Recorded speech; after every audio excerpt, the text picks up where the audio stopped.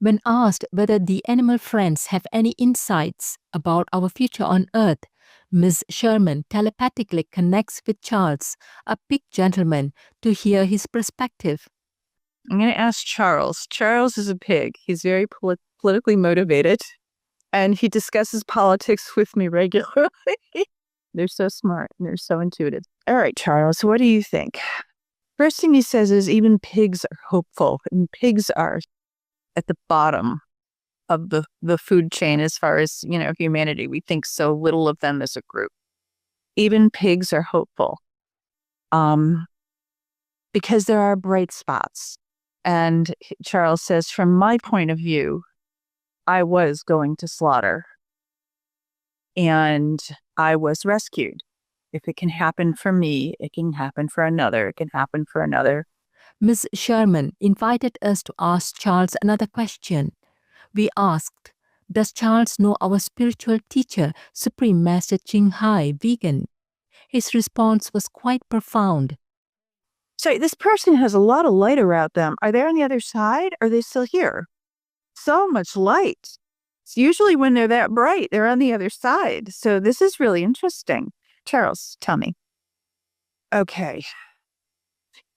This is somebody who's not only incredibly compassionate, but brilliant. This is a brilliant woman. She's educated on so many levels. She has an ability to connect with people that you would not expect. She is able to put herself on the level of each individual so that she can communicate effectively with them and get her message to them. She reaches a lot of people because it's a gift that she has, this light that's within her, and people can see that light, even people who don't want to see the light. And every now and then she'll send someone running because they're overwhelmed by it. But for the most part, she has the gift of identifying what it is that someone needs to understand. And it's as if spirit tells her how she needs to present it so that they'll understand it. Through Ms. Sherman, Charles elaborates even further. She's really quite amazing. I don't know who this person is, but I'm going to have to look her up. Because the gifts are like gift upon gift upon gift.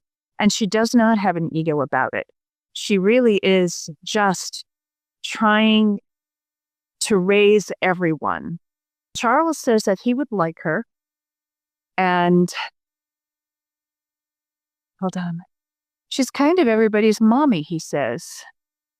She's a good mommy and a good teacher, but she's a mommy. She has the heart of a mommy, is what he's saying. And that means everything to him. Pigs and their mamas, they're tight. So Ms. Sherman speaks with awe about what Charles revealed to her. It's pretty amazing. It was surprising for me. When you're on the other side, you're connected to spirit. To be connected to spirit that closely on this side, you are throwing a lot of light. He thought she was really very special.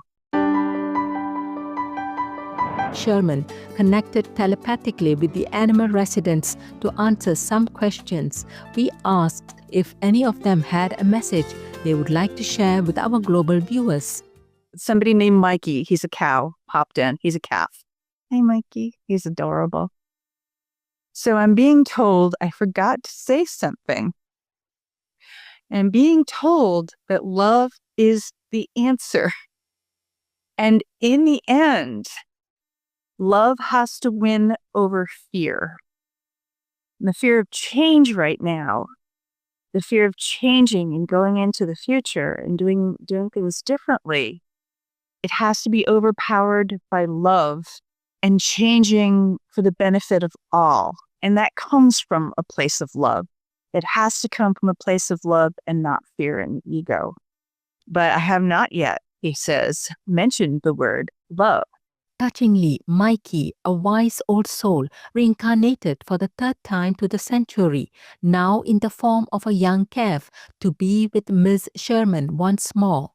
She shares how this extraordinary bond transcended lifetimes and how she lovingly asked Mikey to return.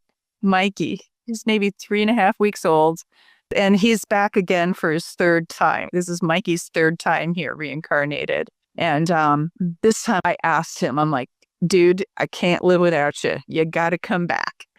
Ms. Schurman also recounts the tender moment that marked Mikey's passing in his previous life, a moment that in hindsight had a deeper meaning. The day that we had to have Mikey put down because he had a dislocated shoulder, and we all gathered around and we all said our goodbyes, and I sat down in front of him, and he took my hand and he held it in his mouth. And he just held it. He'd never done that before. And he just held it, and I'm crying, and it was just a mess. And so anyway, I didn't know why he had done that, but it was clearly a message to it. Sometime later, a friend mentioned that she had rescued several male dairy calves. As her friend described the little ones, Ms. Schurman suddenly felt that one of them might be Mikey reborn. She went to meet him, and what happened next was unmistakable. And she points him out, and I walk up to him, and I reach for him, and he takes my hand and he holds it in his mouth. And he just gently holds it, just the way Mikey had just minutes before we put him down. And I'm like, oh my God, that's why he did that, so that I would know for sure that it was him. When I saw him again, Caitlin, who is my assistant, was there both times. And I looked over my shoulder, and she's just with her mouth wide open. Oh my God, she says, it's Mikey. And Mikey, he is just a bundle of love. Yeah, that's the story of Mikey. Very special, very wise, very old soul.